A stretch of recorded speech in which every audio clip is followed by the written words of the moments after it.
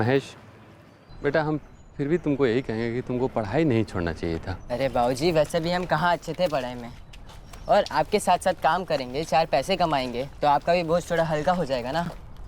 अरे क्या बात कर रहा है बेटा, बच्चे कभी माँ बाप पे बोझ होते हैं क्या?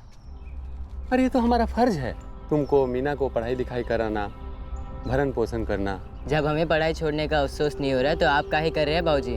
हाँ, मीना पढ़ाई में अच्छी है, हम दोनों साथ साथ कमाएंगे तो वो आगे भी अच्छे से पढ़ पाएगी और बहुत कुछ सोचा जा सकता है। ऐसा लगता है कि अब भी का बात है, तुमको कंधे पे बैठा के सैर पे ले जाया करते थे। अब तुम इतना बड़ा हो गया कि कंधे में कंधा मिला के चलने लगा।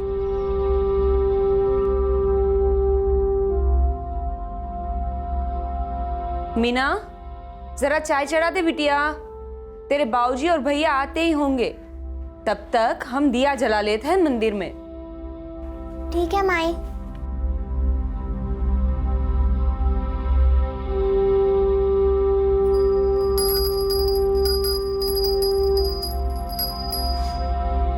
अरे मीना बिटिया। लो माई, तुमने नाम लिया और बाबूजी और महेश भैया आ गए। बाबूजी डिब्बा दे दो। ये ले, एक कप चाय पिला दे बेटा। चाय चढ़ा दी है बाबूजी। मीना, ये ले पैसे। तू बोल रही थी ना कौन किताब लेनी है, आज से किताब कलम जो भी लेना हो हमसे कह देना। हर चीज़ के लिए बाबूजी को परेशान मत करना, ठीक है ना? बस तू अच्छे से पढ़ाई कर।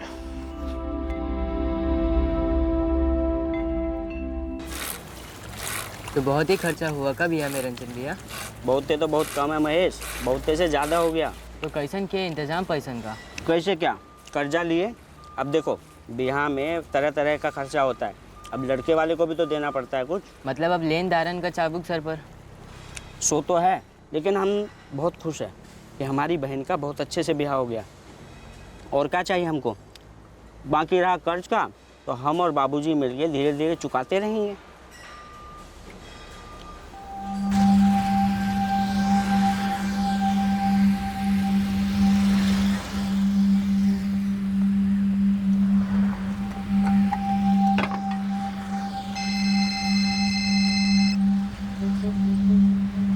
अरे नरेंद्र, हमारे गांव से फोन है बिहार से, तनिक बतिया के आते हैं। हेलो। प्रणाम चाचा जी, महेश बोल रहे हैं। अरे महेश बेटा, कैसे हो? बढ़िया है चाचा जी। सुभाष भैया और भौजी कैसी हैं? और छुटकी मीना? सब बढ़िया है। चाचा जी, आपसे एक जरूरी बात करनी थी। वो तो हम समझ गए बेटा, चाचा को ऐसे ही थोड़ा ना याद करोगे। ऐसी बात नहीं है चाचा जी। अरे मजाक कर रहे हैं, बोलो क्या बात है? का हमको बम्बई में कोनो काम मिल सकत है? काहे नहीं मिल सकता? अरे बम्बई में मेहनत करने वाले को काम मिल ही जाता है। क्या शहर आने का विचार है का? विचार तो है चाचा जी, यहाँ गांव में मजदूरी करके जो मिलता है शहर में उससे ज़्यादा ही मिलेगा ना। सो तो है बेटा, लेकिन तेरे बाबूजी मानेंगे का? आप बात करेंगे तो ज़रूर मानेंगे। नहीं, हम बात तो कर लेंगे बेटा, लेकिन ऐसे अचानक ऐसे शहर आने का कैसे सूझा? बाबूजी की कमाई से घर चलता है, और मीना की शादी, उसकी पढ़ाई, इन सब चीज़ों के लिए भी तो पैसे जोड़ने होंगे ना। अब हम ज़्यादा कमाएंगे तो बाबूजी का हाथ बटा पाएंगे ना। बात तो पते की है बेटा। आप बात करेंगे ना बाबूजी से? वाह बेटा, चाचा के कंधे पे बंदूक लगा के निशाना लगा रहे हो। कोई बात नहीं, हम बात करेंगे। हो सके तो आज ही बात कीजिएगा। रखते हैं, राम राम। हमको सब मालूम है, सत्या को हमसे बात करने के लिए तुम ही बोले थे ना? जी बाबूजी। हम महेश को कहीं नहीं जाने देंगे, कह देते अभी से। भाई तनिक समझने की कोशिश करो, शहर जाएंगे ज़्यादा कमाएंगे, तुम्हारी और बाबूजी की भी मदद कर पाएंगे और मीना भी अच्छे से पढ़ पाएगी। अरे बम्बई से हमारी पढ़ाई का क्या लेना देना? हम तो यहाँ अच्छे से पढ़ रहे हैं और आगे की पढ़ाई भी स्कॉलरशिप से करेंगे। तू चुप कर बाबूजी, समझाइए ना इन्हें। घर में ज़्यादा पैसा होगा तो सबके लिए अच्छा ही है ना। जो कुछ मिल रहा है उसमें हम खुश हैं, सब कुछ ठीक ही तो चल रहा है और भगवान आगे भी सब कुछ ठीक ही करेंगे। माई वो तो करेंगे, पर हमें भी तो कुछ करना पड़ेगा ना। अरे बेटा, बम्बई बहुत दूर है, अब ऐसे ही तुमको कैसे भेज दें? हमको सोच विचार कर लेने दो, फिर हम बताते हैं। बाबूजी, हमने सोच विचार करके ही फैसला लिया है, और चाचा जी भी तो वही शहर में काम करते हैं। उनकी बात और है, वो अकेली जान है, न कोई परिवार न कोई जिम्मेदारी है उन पे। तू अभी इतना बड़ा नहीं हो गया है कि तुझे अकेले शहर भेज दे। अकेले कहाँ माई, हम चाचा जी के साथ रहेंगे। वो बोले हैं हमको नौकरी दिला देंगे, हम जो कमाएंगे सब तुम्हें भेज देंगे। देखो तुम है ना बोले ना हम कि हम सोच विचार के बताएंगे। अब ये बहस खत्म करो। जितना सोचना है सोच लीजिए, लेकिन ये कहीं नहीं जाएगा, ये बात तय है। माई ठीक कह रही है, भैया कहीं नहीं जाएंगे।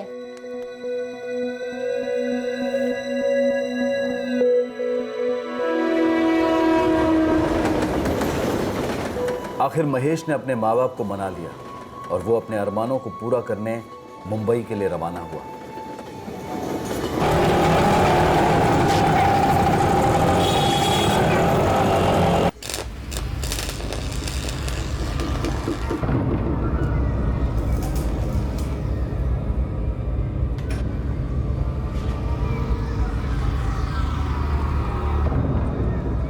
सलाम नसीम भाई। वालेकुम सलाम। अरे सत्या, क्या हाल है? बिल्कुल सही नसीम भाई, यही है हमारा भतीजा महेश। बड़ा मेहनती लड़का है। महेश के चाचा सत्यपाल ने उसे नसीम कुरैशी के लोहे की ग्रिल बनाने के कारखाने में काम पर लगा दिया। पहले काम किया है? जी, गांव में मजदूरी करते थे। बहुत बढ़िया। देखो वो सुलेमान है, वो तुझे काम सिखाएगा।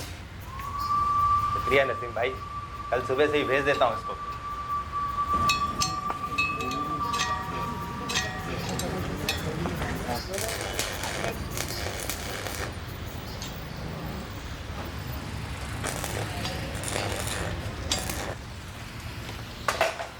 रुक, दे इधर। अबे पेन नहीं, पाना है ये, समझा? देख, इसको ऐसे डाला, घुमाया ताकत लगा के, देख खुल गया ना। अब एक बात को कितनी बार समझाऊंगा तेरे को? हाँ, लगता है तेरा भेजा ना, इसके पेज झीले। जिस दिन दिमाग खराब हो ना बेटा, सारे पेज सही करूंगा तेरे में। अबे बैठा बैठा मुंह क्या देख रहा है? फटाफट हाथ चला। नहीं, मेरा हाथ चल गया बेटा तो ठीक हो जाएगा तू। काम सीखने में महेश को शुरुआत में दिक्कतें आईं, लेकिन वो कोशिश करता रहा। उसका इरादा पक्का था, वो कुछ कर दिखाने आया था इस शहर में। महेश गांव से शहर अपनी और अपने परिवार की जिंदगी को बेहतर बनाने का सपना लिए आया था, लेकिन इस बेहतर जिंदगी की ख्वाहिश को हकीकत बनने में वक्त लगने वाला था। दूसरी तरफ महेश के परिवार को इंतजार था अपने बेटे के वापस लौटने का, लेकिन उन्हें नहीं पता था कि ये इंतजार का सिलसिला काफी लंबा चलने वाला था। अरे पागल हो गया क्या? अभी धीमी लोकल के लिए मेरे को रुकना पड़ेगा क्या? अरे पता नहीं क्या उल्टे सीधे धंधे करता है तेरा भतीजा।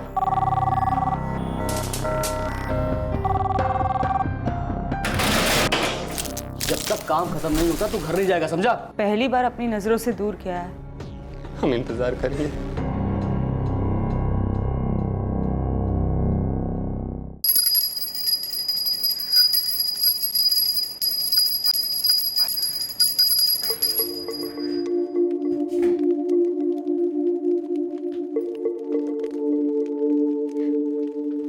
बात हुई महेश से? हाँ हाँ, बात हुई ना। काम पे लग गया है। 2000 रुपए मिलेंगे शुरुआत में उसको। पैसा तो जो भी मिले वो, लेकिन वो तो ठीक है ना। अरे भाई एकदम खुश है, मस्त है अपने चाचा के साथ और काम सीख रहा है। हमें हर वक्त चिंता सताती है उसकी। अरे चिंता उसे भी रहती है इस घर की, हमारी, तुम्हारी। अरे तुमको तो खुश होना चाहिए, समझदार है तुम्हारा बेटा। हाँ, पर पहली बार अपनी नजरों से दूर किया है, वो भी इतने बड़े शहर। जब से वो गया है ना, कुछ अच्छा नहीं लग रहा है। अरे जमुना, वो अब बड़ा हो गया है, वो अपनी जिम्मेदारी बखूबी समझता है, और अब अगर गया है तो बीच में आएगा ही। ऐसा थोड़ा ही कि हमेशा के लिए चला गया है। देखिए, ऐसी बात बोलिए भी मत। वैसे ही हमारा दिल बैठा जा रहा है। आने दीजिए उसे, खूंटे से बांध के रखेंगे, एक पल भी हमसे दूर नहीं होने देंगे।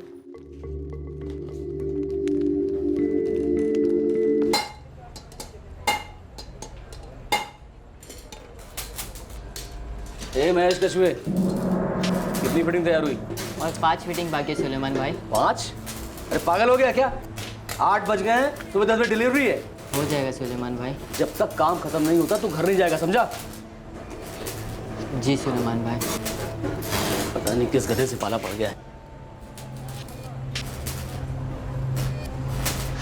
ए लल्लू, कब सीखेगा काम? ऐसे होता है काम? यार क्या ये नसीम भाई भी ना, पता नहीं जरा किस बात की पगार देता है तुमको। अरे उल्टा मेरे को मिलना चाहिए। तेरे को झेलने के लिए। मेरी बात सुन, हाँ, इसका काम खत्म हो जाए ना, तब कारखाना बंद करके जाना वापस। क्या सुलेमान भाई, अभी धीमी लोकल के लिए मेरे को रुकना पड़ेगा क्या? अरे यार, काय को रोता रहता है तू हमेशा। ध्यान रख इसका, पागल कहेगा। चलता हूँ मैं, खुदा हाफिज। खुदा हाफिज।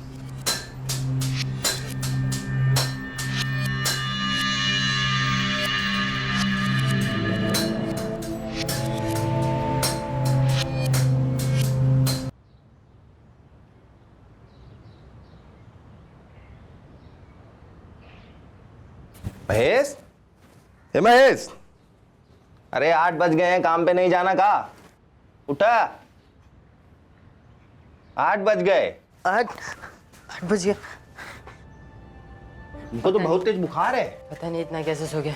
अरे महेश, तुम्हारी तबीयत ठीक नहीं है, किसी डॉक्टर को चल के दिखा लेते हैं। नहीं चाचा जी, हमें बहुत ज़रूरी काम है। अरे कौनो पहाड़ नहीं टूट जाएगा एक दिन काम पर नहीं जाओगे।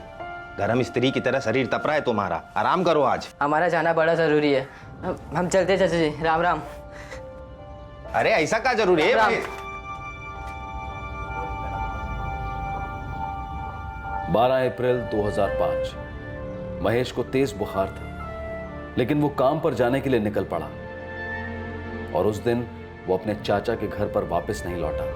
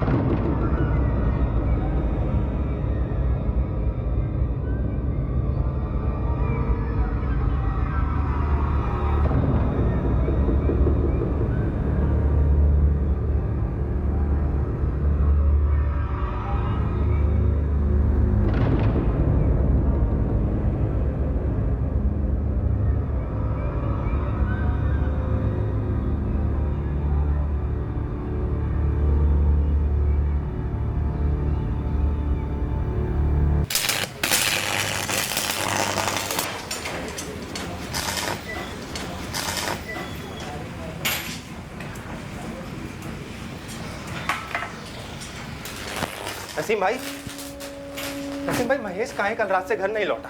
ये तो मैं तुझसे पूछने वाला था, कहाँ है तेरा महेश? क्या कह रहे हो नसीम भाई? यही सत्या भाई, तुम्हारा जो ये भतीजा है ना महेश, इसकी हरकतें कुछ ठीक नहीं है। 2 दिन से मिस्टर इंडिया बना घूम रहा है, कारखाने नहीं आया। 2 दिन से? ये क्या बोल रहे हो आप? अरे उसकी वजह से 2 दिन से 4 ऑर्डर अटके पड़े हैं मेरे। कम से कम बता के तो जाना चाहिए ना। अरे मैंने गलती की भाईजान, जो इसके कहने पे इसके भतीजे को काम पे रखा। यहाँ काम अधूरा पड़ा है, ऑर्डर पूरे करने, अचानक नया कारीगर कहाँ से लाऊं? क्या कह रहे हो नसीम भाई? फारूक भाई, महेश तो रोज सुबह 8 बजे घर से निकल जाता था काम के लिए। हाँ, कल थोड़ा देरी से उठा था वो। अरे आज नहीं, रोज देरी होती है इसको। नवाब साहब 10 बजे से पहले नहीं आते यहाँ पर। अभी देख लो 10 बज गया है, अता पता नहीं है, शायद आ जाए। अब आएगा भी तो नहीं रखूंगा उसे, निकाल दूंगा, हिसाब कर दूंगा उसका। अरे नसीम भाई, हिसाब कैसा? जो काम आपने सौंपा था मैंने और रियाज ने मिलकर किया है। अब तफरी के कोई पैसे होते हैं क्या? चुप कर सुलेमान, हमें कोई लफड़ा नहीं पालना। हिसाब कर दे उसका। 2000 रुपये महीने में बात हुई थी, 3 हफ्ते के 1500 बनते हैं। पर नसीम भाई, महेश अरे गिनती भूल जाऊंगा यार।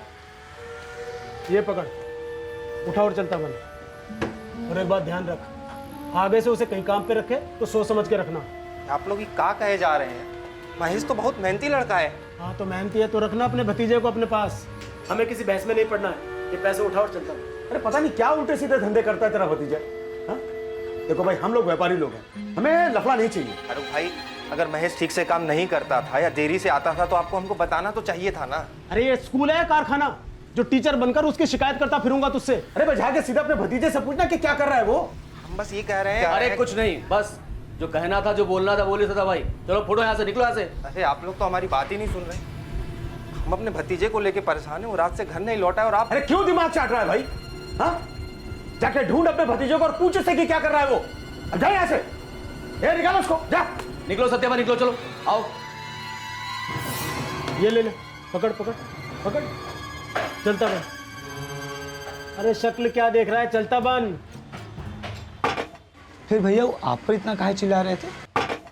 यही बात हमारी समझ में नहीं आ रही। भतीजा हमारा घर नहीं लौटा, हम परेशान हैं, और उल्टा वो हम पे ही चिल्ला रहे थे। भैया आप हमारी बात मानिए, आप ना वो गांव में बड़का भैया को फोन लगाइए।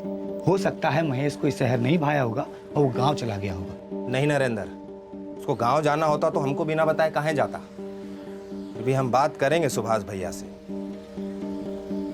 हमको क्या डर लग रहा है मालूम है? हाँ, कहीं नसीम भाई सही तो नहीं कह रहे, कहीं अपना महेश किसी उल्टे चक्कर में तो नहीं पड़ गया।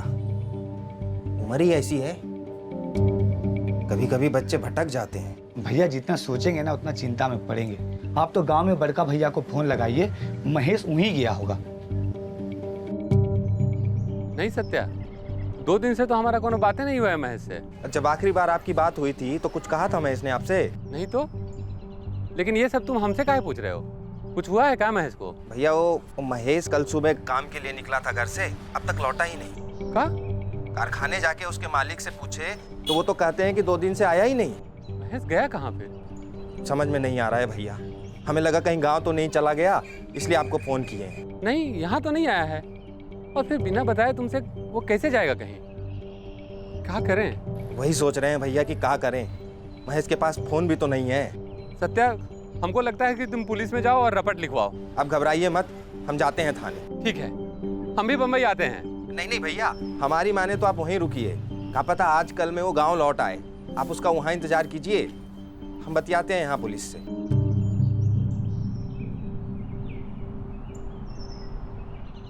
इंतजार में एक दिन और गुजर गया, लेकिन महेश का कुछ पता नहीं चला। वो अपने गांव भी नहीं लौटा था। महेश के पास कोई फोन भी नहीं था। उससे कांटेक्ट करने का, उस तक पहुंचने का कोई रास्ता नजर नहीं आ रहा था। हमने पहले ही कहा था मत जाने दो उसे शहर, अभी इतना बड़ा नहीं है वो। माई तू रो मत, मिल जाएंगे भैया। चलो चलो, ट्रेन का वक्त हो गया है। तुम अपना ख्याल रखना।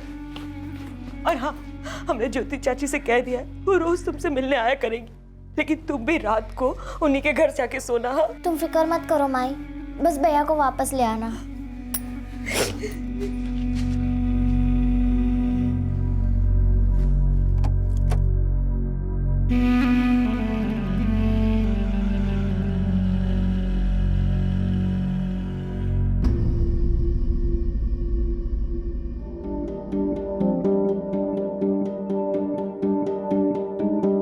साहब, 2 दिन हो गए महेश घर नहीं लौटा, वो अपने गांव भी नहीं गया।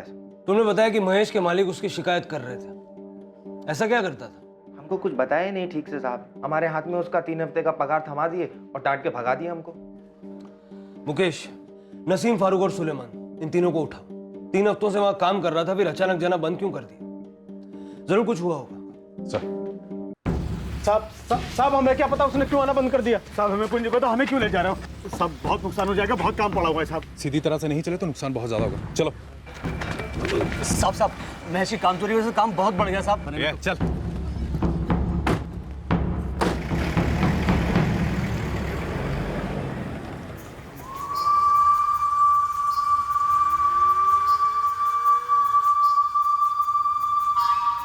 साहब महेश 11 अप्रैल को नहीं आया और ना ही 12 को। मैं सोच ही रहा था कि उसके चाचा से बात करूं, लेकिन 13 को ये खुद आ गया और मुझसे पूछने लगा कि महेश कहाँ है। हम भी तो वही पूछ रहे हैं, महेश कहाँ है?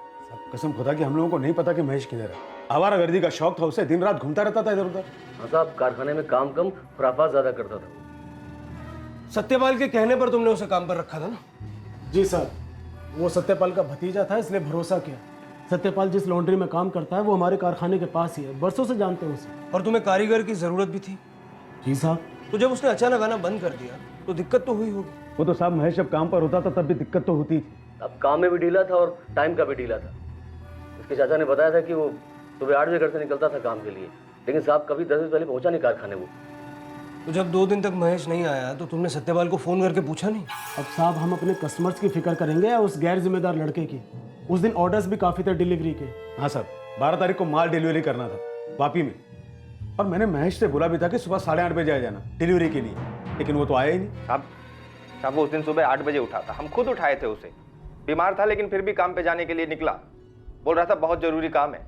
नहीं चाचा जी, हम चलते हैं, हमारा जाना जरूरी है। राम राम चाचा जी। कैसे? ये कह के निकल गया। हाँ, लेकिन कारखाने तो नहीं पहुंचा ना वो साहब। उसके बाद मैंने 9 बजे तक उसका इंतजार किया, फिर मैं खुद ही गाड़ी लेकर निकल गया डिलीवरी करने के लिए।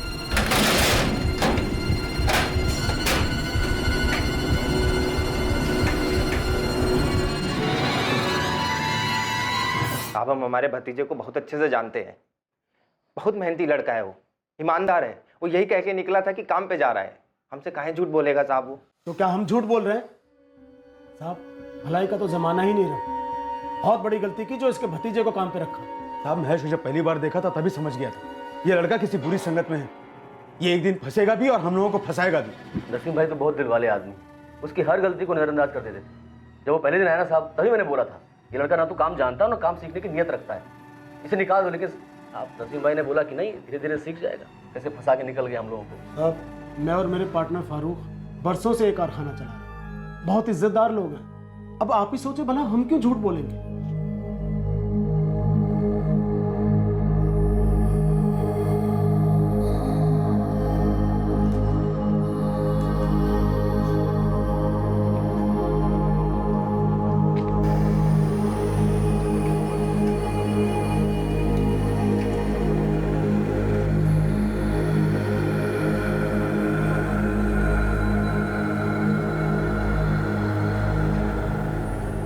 कहा पुलिस ने? फौजी कह तो रहे हैं खोजेंगे महेश को, पर कितना समय लगेगा कुछ कह नहीं सकते। देखिए हम कह रहे हैं आपसे, उसके सेठ झूठ बोल रहे हैं। हमको तो समझ में नहीं आ रहा है कि बिना बताए वो कहीं कैसे जा सकता है। सर, नसीम कुरैशी और फारूक सिद्दीकी दोनों के फोन रिकॉर्ड चेक किए, लेकिन कुछ भी अटपटा नजर नहीं आया। और सर 12 अप्रैल को पूरा दिन वो अपने कारखाने पर ही थे। और उनका वो कारीगर सुलेमान, उसके रिकॉर्ड से कुछ मिला? सर जैसा कि ये लोग कह रहे थे, सुलेमान 12 अप्रैल को वापस गया था डिलीवरी करने, और रिकॉर्ड से ये बात कंफर्म होती है। और वो उसी रात मुंबई वापस लौटा था। और करीब शाम को 7:30 बजे नसीम को एक लैंडलाइन नंबर से फोन आया था, मनोर से। मनोर से? बुलाओ नसीम को, उसी से जानते हैं कि इसका फोन था। और फारूक और सुलेमान को भी लेके आओ। जी साहब वो फ़ोन मैंने ही किया था। वो वापस से लौटते टाइम साहब मैं मनोर में रुका था चाय नाश्ते के लिए एक ढाबे पे, तो वहीं से फ़ोन किया था।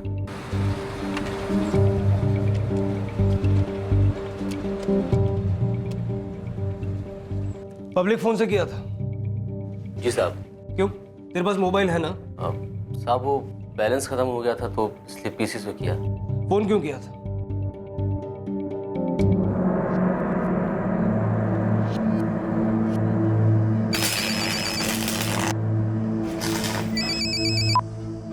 हेलो, अस्सलाम वालेकुम नसीम भाई, सुलेमान बोल रहा हूँ। हाँ सुलेमान बोल। डिलीवरी हो गई ठीक से? हाँ भाईजान हो गई। वो भाईजान अभी मनोर में हूँ, तो मैं क्या सोच रहा भाईजान, बहुत थक गया हूँ तो सीधा घर निकल जाता हूँ यहाँ से। कल सुबह गाड़ी लेकर आ जाऊँ भाईजान। वो इधर बहुत ट्रैफिक है ना, तो कारखाने आते काफ़ी टाइम लग जाएगा। ठीक है चला जा। हाँ कल सुबह टाइम से आ जाना। बस साहब यही पूछने के लिए फ़ोन किया था। साहब ये सही कह रहा है। साहब आप कब तक हमें ऐसे बुलाते रहेंगे सवालात करने के लिए? काम में ध्यान देना मुश्किल हो गया है, मोहल्ले में रहना मुश्किल हो गया। साहब हम लोग इज्जतदार लोग हैं। आपके लोग जब हमें लेने के लिए आते हैं तो 4 किस्म की बातें होती हैं वहाँ पर। बड़ी बदनामी हो रही है। हाँ साहब, मोहल्ले में लोग तरह तरह की बातें बनाते हैं, शक करते हैं हम पे। साहब बहुत तकलीफ होती है। थोड़ी तकलीफ तो सहनी पड़ेगी। एक लड़का गायब हुआ, उसके माँ बाप उसे ढूंढने के लिए गांव से यहाँ आए। उन्होंने शिकायत दर्ज कराई है तुम तीनों के खिलाफ कि तुमने उसके बेटे को अगवा किया। बेबुनियाद इल्जाम है साहब। उसे अगवा करके हमारा क्या फायदा होगा? और उसके माँ बाप को तो हम लोग जानते तक नहीं। आप ही जरा सोचिए साहब, हमको उससे फायदा हो सकता है या उनको हमसे? हो सकता है फिरौती का मामला ना हो, लेकिन कुछ बात तो जरूर है। मुंबई में महेश के 2 ही ठिकाने थे, एक उसके चाचा की खोली, दूसरा उसके मालिक का कारखाना। उसके चाचा के मुताबिक वो सुबह 8 बजे काम पर जाने के लिए निकला, लेकिन नसीम, फारूक और सुलेमान तीनों इस बात से इनकार कर रहे हैं। सर उस कारखाने में एक और बंदा काम करता है, रियाज। शायद वो कुछ जानता हो। उठाओ उसे और चेक करो कि वाकई 12 अप्रैल को सुलेमान डिलीवरी करने के लिए वापस गया था या नहीं। Right sir.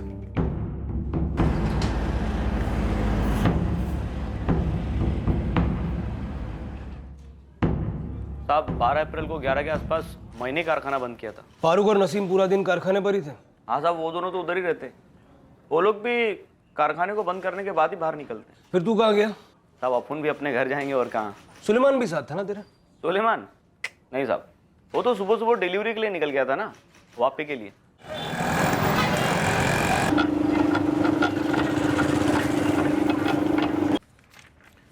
सुलेमान के साथ कोई और भी था?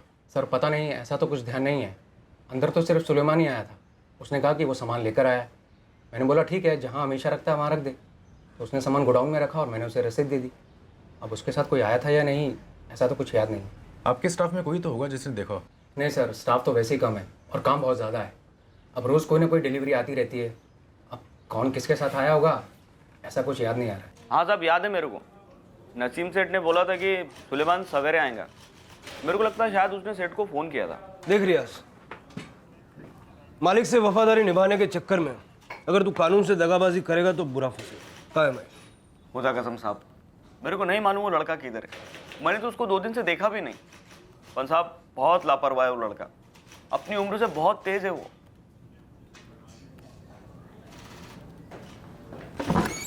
सर, 12 तारीख को सुलेमान डिलीवरी करने वापस गया था, ये बात कंफर्म होती, लेकिन उसके साथ कोई और भी था या नहीं ये पता नहीं चला।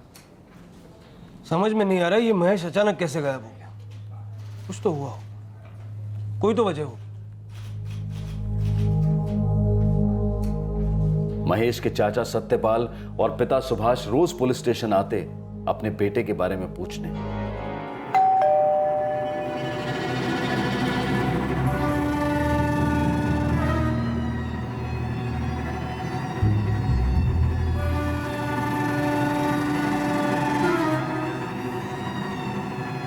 नसीम कुरैशी, फारूक सिद्दीकी और सुलेमान अंसारी को कई दफा सवाल जवाब करने के लिए थाने बुलाया गया। तीनों इस सवालों के सिलसिले से परेशान हो गए थे। दिन बीतते गए लेकिन महेश की कोई खबर नहीं मिली।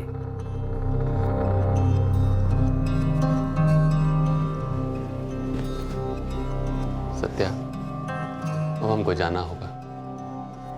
सारा काम धाम छोड़ के कितने दिन यहाँ पड़े रहेंगे, और ऐसे भी मीना वहाँ अकेली पड़ी है। पड़ोसियों के भरोसे कितना दिन छोड़े उसको। समझते हैं भैया, हमको बहुत बुरा लग रहा है। हमारे भरोसे आप महेश को यहाँ भेजे थे और हम उसे संभाल नहीं पाए। ऐसा मत सोचो, इसमें तुम्हारी क्या गलती है। देखो, हम जा रहे हैं, लेकिन तुम थाने जा के समाचार लेते रहना। हमको पूरा भरोसा है कि तुम एक न एक दिन महेश को गांव लेके जरूर आओगे। सत्या, हम इंतजार करेंगे। भाऊजी, भैया हम वादा करते हैं कि हम पूरी कोशिश करेंगे महेश को ढूंढने में। हमारा भी बेटा है वो, उसका पता हम जरूर लगा कर ही रहेंगे।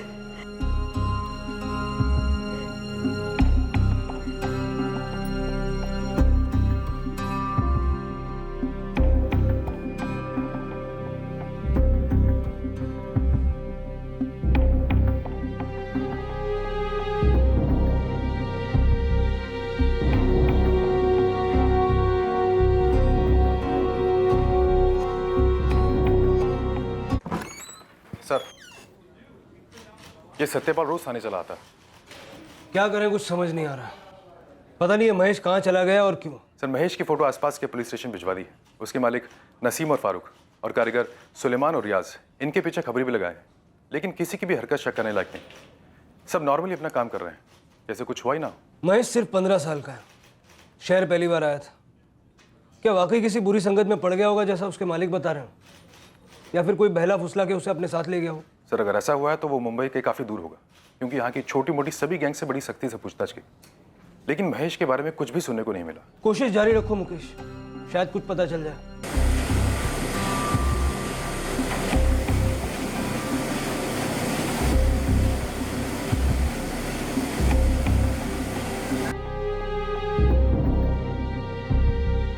सत्यपाल ने उम्मीद नहीं छोड़ी थी। वो अपनी हर मुमकिन कोशिश कर रहा था। जगह जगह अपने लापता भतीजे के पोस्टर्स लगा रहा था।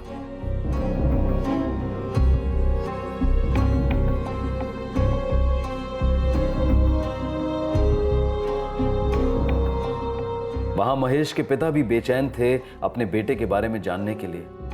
महेश की मां रोज बेटे की सही सलामत वापसी के लिए प्रार्थना करती।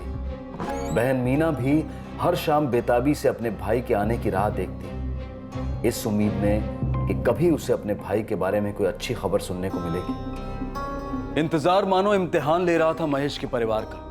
कुछ और महीने गुजर गए, लेकिन महेश की कोई खबर नहीं मिली। पुलिस भी महेश के मालिकों से लगातार सवाल जवाब करती रही, इस उम्मीद में कि कभी कोई ऐसी जानकारी हाथ लगे जो इस केस को एक दिशा दे सके।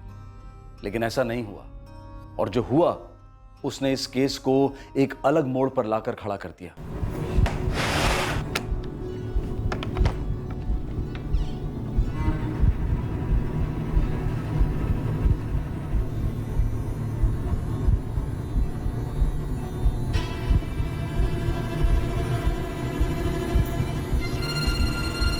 आप कहीं जा रहे हैं क्या? कुछ काम है। ऐसे अचानक? और जा कहाँ रहे हैं? कुछ दिनों में लौट आऊंगा। पर जा कहाँ रहे हैं, कुछ तो बताइए। सुनिए ना, सब खैरियत तो है ना? ऐसे कहाँ जा रहे हैं बिना बताए? अब वो कहाँ जा रहे हैं आप?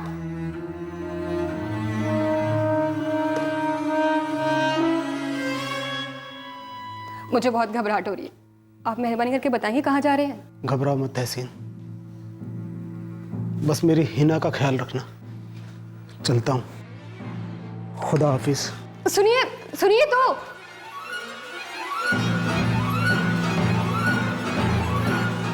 फोन क्यों बंद है नसीम का? और है कहाँ वो? अब और कुछ पूछना बाकी है सर? उल्टे सवाल मत कर, जो पूछा उसका जवाब दे। नसीम कहाँ? पता नहीं सर, बस इतना पता है कि बहुत परेशान है, और सही भी है। तंग आ गया था रोज रोज थाने के चक्कर लगाकर। जब जीचा उठा के लेके गया थाने। बातें मत बना, जो पूछा उसका जवाब दे। पता नहीं साहब, उसकी पत्नी भी 3 दिनों से यही सवाल कर रही है। समझ भी नहीं आ रहा कि भाभी जी को क्या जवाब दे। तू उसका दोस्त भी और पार्टनर भी, उसने तुझे नहीं बताया कि वो कहाँ जा रहा है? उसने अपनी पत्नी को नहीं बताया तो मुझे क्या बताएगा। बस इतना जानता हूँ कि दोस्तों से बहुत ज्यादा परेशान था, बहुत जिल्लत महसूस कर रहा था, शायद इसीलिए चला गया कहीं। फोन भी बंद कर दिया। तो अल्लाह से यही दुआ है कि जहां भी रहे सुकून से रहे, कुछ गलत नहीं करे अपने साथ।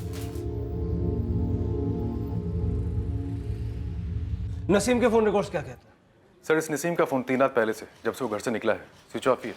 कहीं ऐसा तो नहीं कि महेश के बारे में कुछ जानता था? हो सकता है सर, उसका पार्टनर फारूक कह रहा था कि पुलिस की पूछताछ से तंग आकर नसीम कहीं चला गया। पूछताछ तो अब भी होगी। रोज एक कांस्टेबल नसीम के घर पे भेजो, फरार डिक्लेयर करो उसे। देखता हूं कब तक छुप के बैठता है, कभी तो घर वापस आएगा।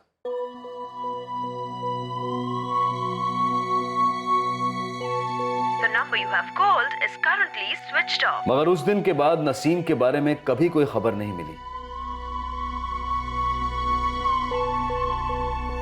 और ना ही महेश के बारे में कुछ पता चला। महेश के चाचा पुलिस स्टेशन के चक्कर काटते रहे। वक्त गुजरा, ऑफिसर्स के तबादले हुए, दिन महीने और महीने साल में तब्दील हो गए, लेकिन महेश का केस ज्यों का त्यों रहा। महेश के परिवार का इंतजार खत्म होने का नाम ही नहीं ले रहा था। अब महेश को लापता हुए 10 साल गुजर चुके थे, लेकिन वक्त का पहिया एक बाप की उम्मीद को कुचल नहीं पाया था। वो अब भी आस लगाए बैठे थे कि एक दिन उनका बेटा घर जरूर लौटेगा। उम्मीद की एक लौ उसकी मां के सीने में भी जल रही थी, जो 10 सालों से अपने बेटे की सलामती की कामना कर रही थी। एक बहन ने राखियों में बचपन के उन सालों को संजो कर रखा था जो उसने अपने बड़े भाई की कमी महसूस करते हुए जिए थे। उसे उम्मीद थी कि एक दिन उसका भाई लौटेगा और उसके साथ साथ उसके घर की खुशियां भी लौटेंगी। दूसरी तरफ नसीम की बीवी तहसीन और बेटी हिना भी दुआ कर रहे थे अपने शौहर और अपने अब्बू के सलामत लौटने की। इन सालों में सुलेमान और रियाज की जिंदगी आराम से कटती रही। फारूक अब अकेला मालिक था। उसकी निगरानी में कारखाने का काम बिना किसी रुकावट के जारी रहा। महेश के चाचा सत्यपाल कहने को तो अपनी जिंदगी जी रहे थे, लेकिन उनकी आंखों में इंतजार और अपने भतीजे की वापसी की उम्मीद अब भी झलक रही थी। वक्त गुजरता है, चीजें बदलती हैं, हालात करवट लेते हैं, लेकिन अपनों का इस कदर अचानक जिंदगी से गायब हो जाने का दर्द हमेशा बरकरार रहता है। एक लंबा इंतजार, एक सूनापन जिंदगी का अटूट हिस्सा बन जाता है।